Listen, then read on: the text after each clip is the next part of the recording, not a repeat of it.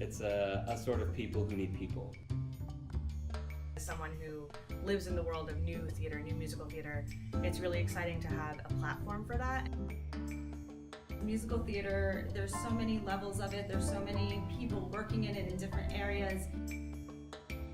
A time was you could crack open a history book, like a Larry Maslin textbook, and understand the history of musical theater. But now it's so pervasive, and it feeds into so much of the mainstream culture that we don't really know what we're borrowing from anymore. And I think just having a chronicle of what happened in any given year is really helpful.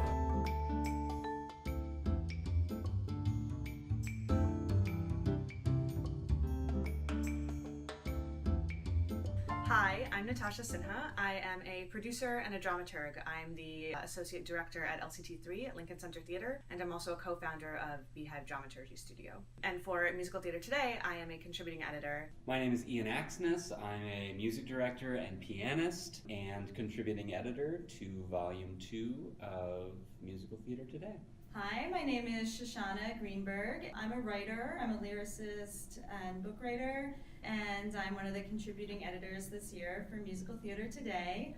I am Timothy Huang. I am a composer, lyricist, librettist. I serve on the council at the Dramatist Guild. I am a humble associate contributing editor at Musical Theater Today because I believe in the people who believe in the book.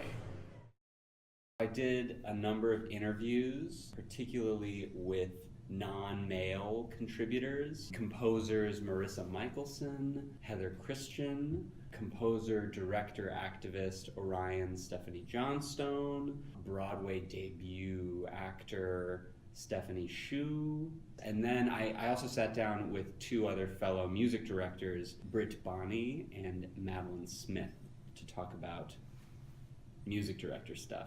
As a co-founder of Beehive Dramaturgy Studio, I'm always looking for ways to get out into the world what dramaturgy is and how to make it more accessible and transparent. So one piece that I brought on to Musical Theater Today was an interview with myself, Jeremy Stoller, and Molly Marinick. So we're the three co-founders of Beehive Dramaturgy Studio. And it's a bunch of questions about what dramaturgy is, how we dramaturg new musicals particularly. One piece that I was really excited about was a roundtable discussion with a bunch of trans and gender nonconforming writers for musical theater. It was done over Zoom online, and so there was like a Brady Bunch sort of setup so that everyone could talk to one another, and Shakina Nafak led that. I think that this is something that we should definitely bring into the musical theater world in a much bigger way. And I'm always interested in looking at these marginalized communities in a way that really shows us the range of work within that demographic that's not being represented. So for this issue, I wrote a piece called Writing Without a Deadline, and the inspiration for this piece came from my own writing with musical theater. You know, I've never done a writer's group. I went to the graduate musical theater writing program, but after that didn't have any formal deadlines in order to write the musicals I was writing after school. So my collaborator and I, we figured out how to make our own deadlines, and it worked. You don't need a writer's group.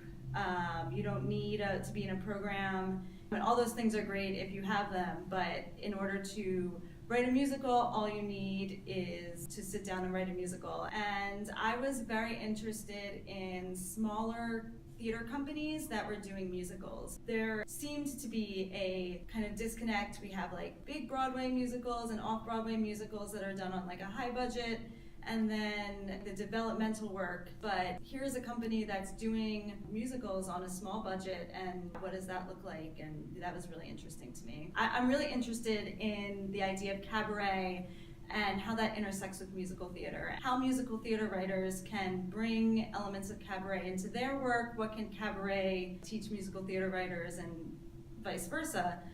So I spoke with Julie Gold about her experience as a songwriter, being on the cabaret scene, and what she thinks about those issues. Well, Christine Torre and I have had a series of conversations, or one protracted conversation, about how there is an expectation that we write about certain things because of the way we look. So we decided to ask David Huang about it as well, because he's been doing it for longer than any of us has. And we just had a sit down and we talked about, you know, all the things that make us keep going.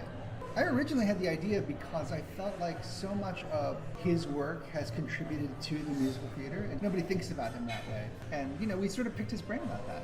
I think this issue we were exploring a lot of what defines musical theater. Like, does it need to be on a stage? Does it need to be live? Where are these traditions taking us in the digital age? I know Rachel Bloom we both went to the same musical theater performing school at NYU, Cap 21, and she just seemed like a perfect fit, so I reached out and I asked her if she wanted to answer some questions, and sure enough she did. This book is kind of saying, this is the scene, all those disparate parts, that we're trying to collect them all together. I think for people who are really excited about musicals already, it's a great place to really dig deep into some of these things that you don't have access to that much information about. And so that's really exciting. And then also for people who don't know musicals that much, who maybe equate musicals with Broadway or equate musicals with the golden age of musicals. As generations pass and it becomes more of a popular medium, more and more people will want to know what's happening at the cutting edge. When people read what other people are writing, it inevitably creates a dialogue. In 2018, we have so many different kinds of musicals that are being created, and the more people know about those and the ways to tell stories and the way to really enter into the stories that haven't been told yet. And because it's a book and not strictly online, it has a real weight to it, physically and metaphorically.